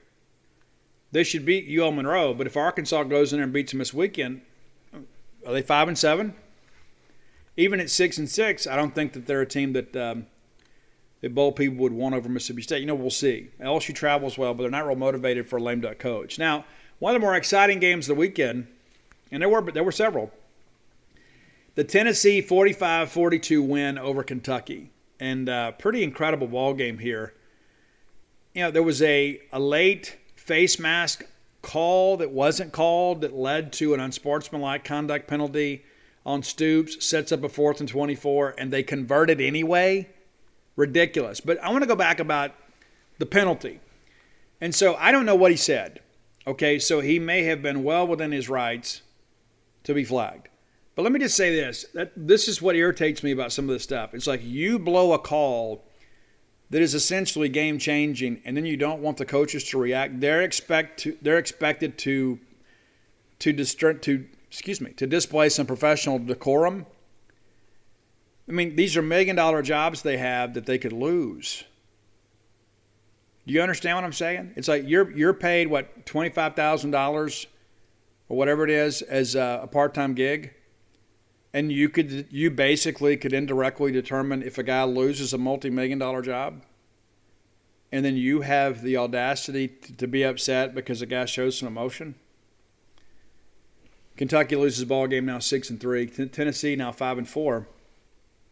Got to watch those guys a little bit late because they have a more favorable schedule. And if I had to pick it today, I would say, you know what? Those guys are probably in a pretty good position to get a better bowl destination than Mississippi State because they're going to finish 7-5. They're going to lose to Georgia, and they're going to beat South Alabama. They're going to beat Vanderbilt. They're going to be 7-5. But the Tennessee folks are going to be pretty excited. Not to mention, this might be the last year to get a bowl for a while because, there's a good chance they're going to get a bowl bent. Maybe they take one this year. I don't know. Don't know what will happen there. But Heupel has this offense kind of hum along pretty well. But it'll be interesting to kind of see, kind of how things, progress with Tennessee's NCAA case here in the coming weeks. But a huge win on the road for them last week at Lexington. And again, this Kentucky team, I told you guys I thought they were exposed against us. They absolutely could not cover Tennessee. Absolutely could not cover Tennessee. And so for those of you that have been keeping tabs on this, that's 3 straight losses for Kentucky, 3 in a row. Now, they're fixing to have a chance to get right because they've reached the easy part of their schedule. So they're, sure, they have to win a bowl game to get a double-digit wins. I know some people pretty much guarantee that earlier in the year. But they get Vanderbilt, and then they get New Mexico State, and then they get Louisville. And the only one of those you look at and say might be a possibility for loss is Louisville. So, they're looking pretty good to be 8-4 and likely go into a better bowl game than Mississippi State. Barring something unforeseen. You would think if we both finish 8-4, we might get the nod there. But, we'll see. But probably the most shocking result of the weekend, and we touched on it earlier in the show, Florida rolls into Williams-Brice Stadium, and Beamer ball absolutely destroys them. 40-17, and the 17 came late. Now South Carolina 5-4 and firmly in the bowl picture because they picked up a win that nobody expected them to win. And remember, this is the team that had to score in the final minutes to beat Vanderbilt, and then they absolutely trounced the Gators. They've got to go to Mizzou this week. They host Auburn and host Clemson. The bowl season for South Carolina likely boils down to this weekend, I would suspect. Now, you do get the last two at home, but this is probably the most winnable game of the final three. We'll see how things progress with those guys. But who thought we'd be talking about that today? That Beamer ball could be in a bowl game in year one, and everybody panned that higher. But it's like, and I love Shane. Shane's a great guy. But people are like, oh, he's not ready for that job. And you know what?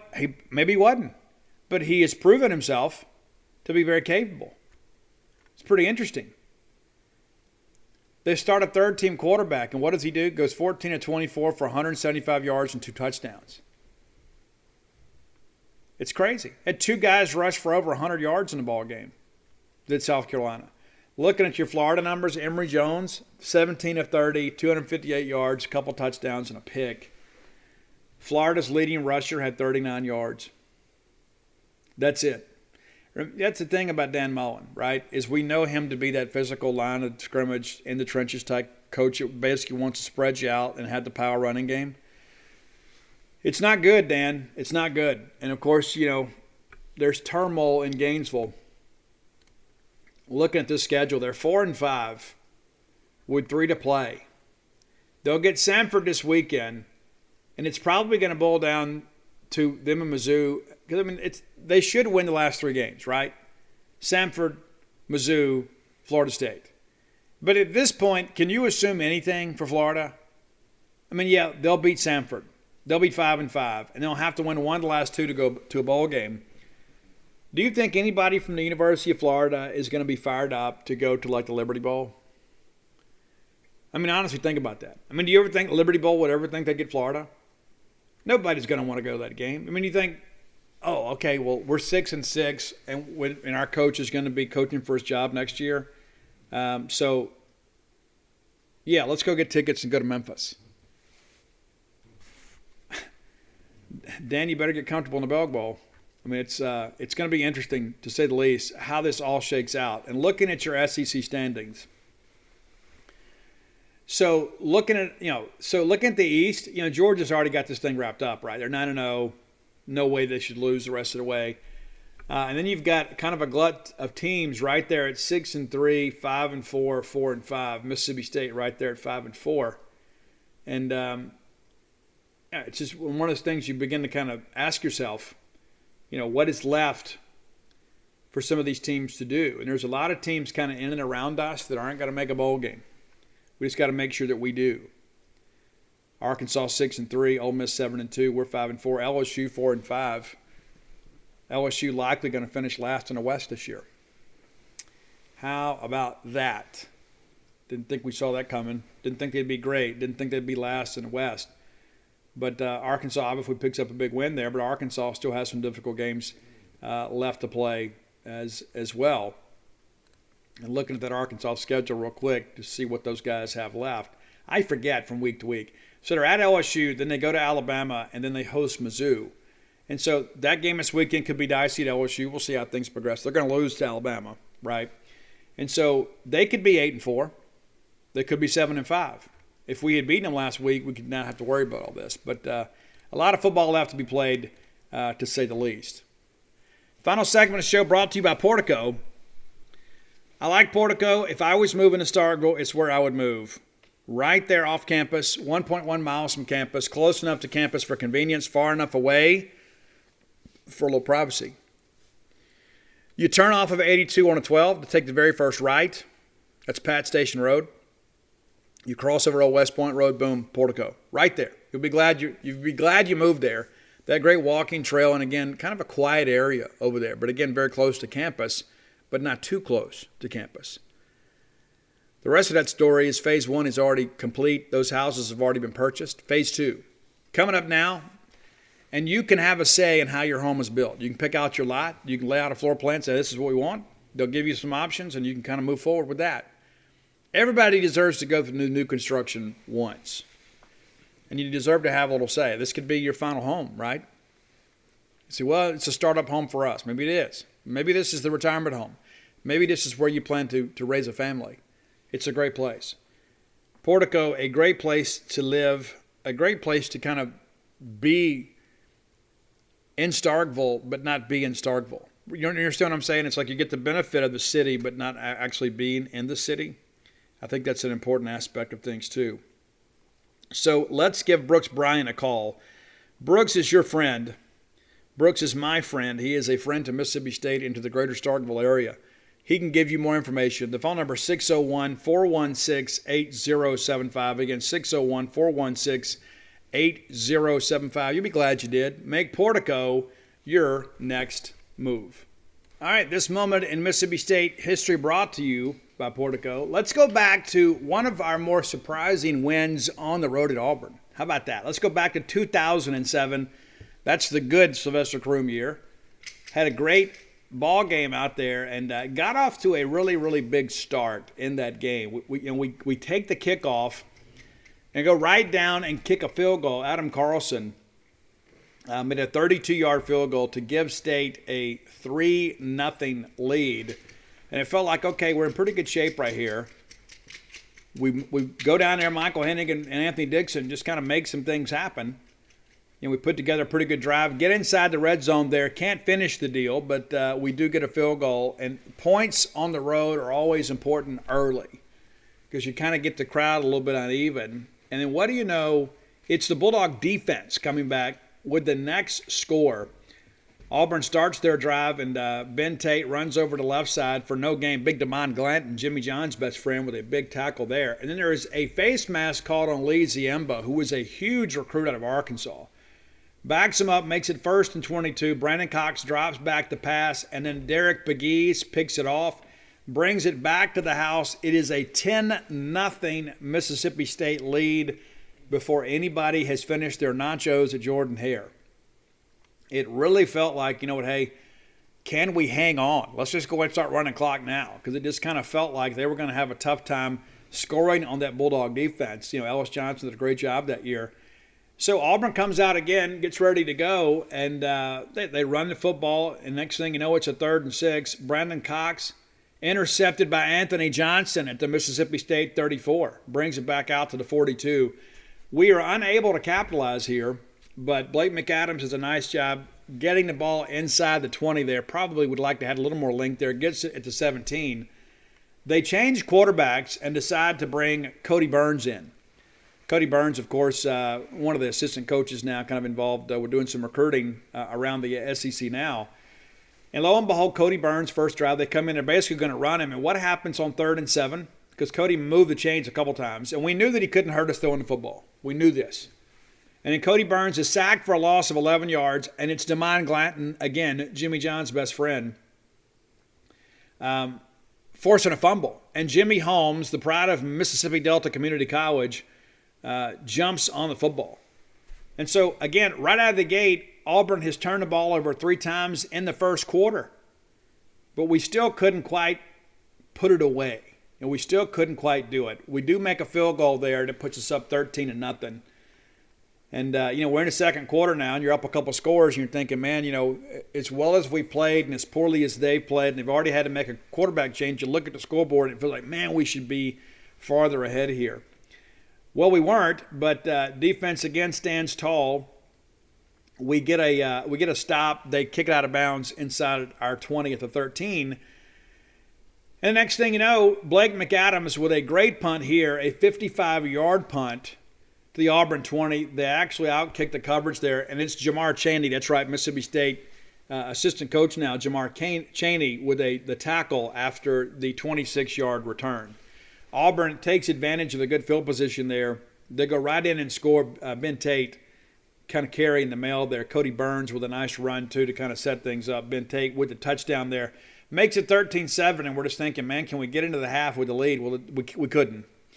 Derek Pegues gets ready to bring it out, and then he's hit and fumbles And then they recover the football at our 30, go right in and score, and it's 14-13. And you're thinking, oh my gosh, we have had complete control of this ball game, and we have gifted them back the lead. And I'm sure that's kind of how they felt in the first quarter. We bring in Wesley Carroll, and Wes goes down and tries to make some things happen. We couldn't get anything done before the half. So it's 14-13 at the break, and you feel like we're a play away from putting this thing away, and now we're down 1 at the break. Probably similar to how Arkansas felt this past week. I mean, it's like you have opportunities, you can't finish.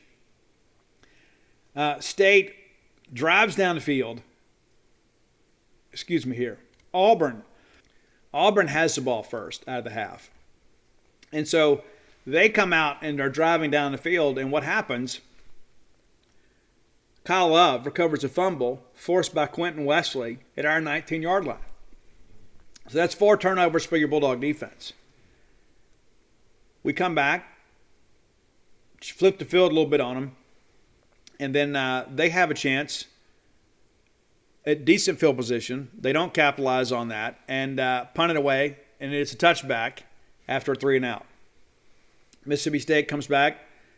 Blake McAdams again with a nice punt here, and it's like we're just kind of playing punt right here back and forth. Neither team doing much offensively. Josh Riddell, remember him?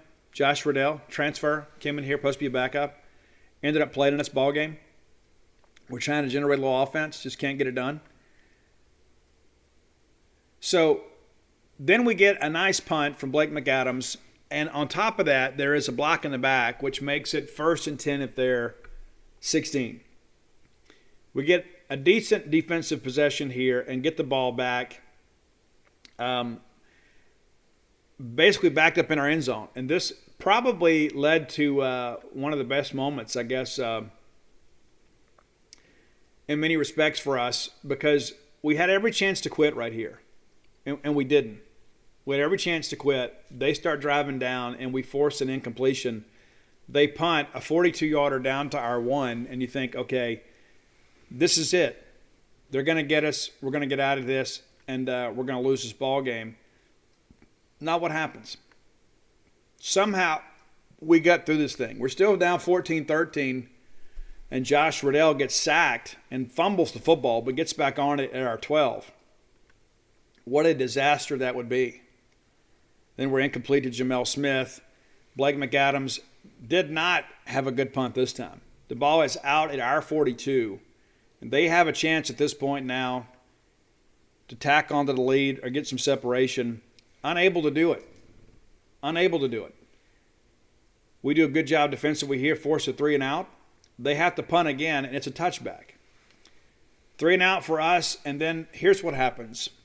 This is the shining moment in Blake McAdams' career. We are backed up inside our 20.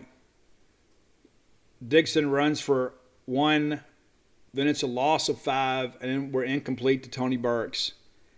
Blake McAdams, punting from the Mississippi State end zone, hits a 73-yard punt. We have been playing the entire second half on our end of the field. We finally get it out of there. A 73-yard punt, and Mississippi State downs it at the Auburn 11. Now we're thinking, holy smokes. Now we can have a little room to run here. Well, here's what happens. Another Auburn turnover is Demario Bobo from South Panola High School steps in front of a Cody Burns pass and picks it off and returns it to the Auburn 44. Now you're thinking, okay, let's just go find a way to get some points on the board. The way our defense is playing, we can make some things happen. But again, a lot of this is set up by the big punt because they're backed up. They're having to drive the length of the field. We get a turnover in plus territory, and we take full advantage. Dixon runs for 3. Dixon then 6. Dixon for 2. It's 1st and 10 at the Auburn 33. Dixon runs for 10 to 23. No gain to this play. Then it's a 2-yard loss, brings up a big 3rd and 12. We run a draw play to Christian Ducray, former transfer from Tulane. He gets 18 yards down to the Auburn 7. Dixon runs over to left side for 2. Ducray up the middle for no gain. And then finally on 3rd and 6, and 3rd and goal from the 5, and everybody's thinking it's going to be Anthony Dixon. We give it to Ducray, who gets off the right side for 5 yards and a touchdown. We go for 2 and don't get it. But it's 19-14. 19-14. We got to make one more stop. And defense has been outstanding all day. The defense has played outstanding. And Ellis Johnson had these guys ready to go. So the final drive, and this is one, this could have been a similar situation to what we saw last week, right? It's like sometimes you got to win a game with your defense on the field. Sometimes you don't get to kneel. Sometimes you got to make a play. That's basically what we had here, even though we did get to take a knee at Jordan Hare. Brandon Cox sacked for 10 yards. Titus Brown with the honors there, makes it 2nd and 20 from the 14. Then Cox is complete to Smith for 12. Then it's complete to him again for 23. So now they're out towards midfield. They got to get a touchdown to score. Got to get a touchdown to put this thing, to get a lead here, to give themselves a chance to win. Coxon runs for 4. Ben Tate runs for 17 yards. Hadn't thought about that name in a while. He was a really good back for Auburn. Brandon Cox incomplete. Then complete to Smith for 7. Down to the State 14. 3rd and 3. They run it at the middle. They get a first down. Now it's 1st and goal from the Mississippi State 9. The clock is ticking down. Cox is incomplete to Gabe McKenzie. Avery Hannibal back there causing some havoc, forcing an earlier throw. Cox then back to pass again to Carl Stewart for no gain. Big tackle by Anthony Johnson out there in space. 3rd and goal, Brandon Cox incomplete to Tommy Trott. Jamar Chaney on the coverage there. They call timeout with less than a minute to go and think, okay, we're going to go make a play here.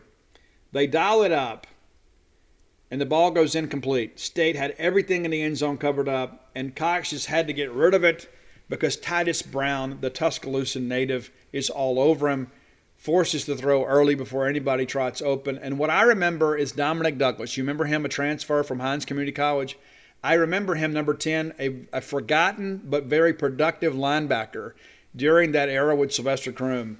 I remember his fist going skyward and him running off the field because we had held on to win the ball game, and we take a couple kneel downs. We have won the ball game 19-14 at Auburn. And again, it ended up being a decent year for us. Obviously, we go 8-5. But that was one of those games where we began to realize, maybe it's a little different. Maybe we're a little bit better than we expected to be. We get drilled by LSU that year, 45-0. We win at Tulane, 38-17. Then we win at Auburn. So back-to-back road wins. We take down Gardner-Webb, makes us 3-1. We're just trying to get bowl eligible, right? We lose at South Carolina. We beat UAB 30-13. Then we lose a pretty good ball game to Tennessee. We get blown out at West Virginia. And then we win at Kentucky, 31-14, as we should. As we should. And we beat Alabama, beat Ole Miss, and we beat Central Florida. It's like you go back and look at how the season began, and you look back in hindsight, and so we had some big moments. But that Auburn win earlier in the year really made us believe, you know what, maybe we'll be okay this year. Maybe we've got a shot. And we did. Ended up having a decent year.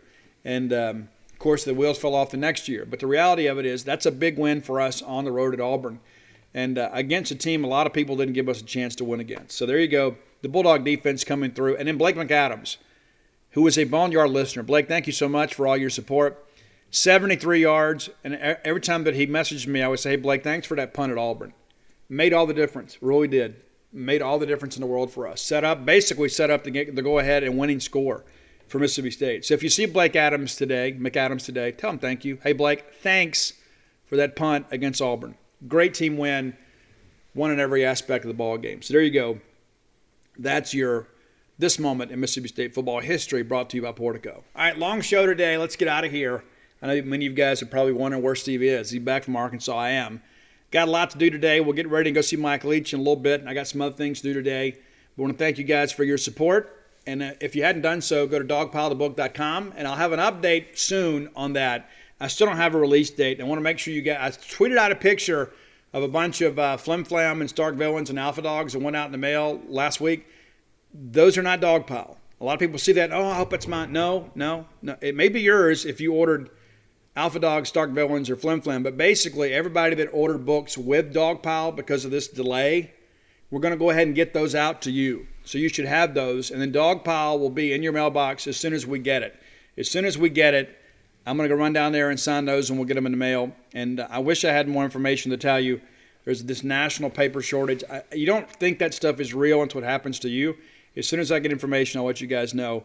But appreciate your support. Again, dogpilethebook.com. You can get all the books there except for Blooms of Oleander. and you can get that from Bookmart and Cafe, Amazon, Campus Bookmart. You can get it wherever you want, basically. And if you're looking for Stark Villains gear, go to starkvillains.com. Appreciate you guys repping the brand as always. Until next time, let's all live our lives in a way we make more friends than enemies, and people can see a difference in the way we live.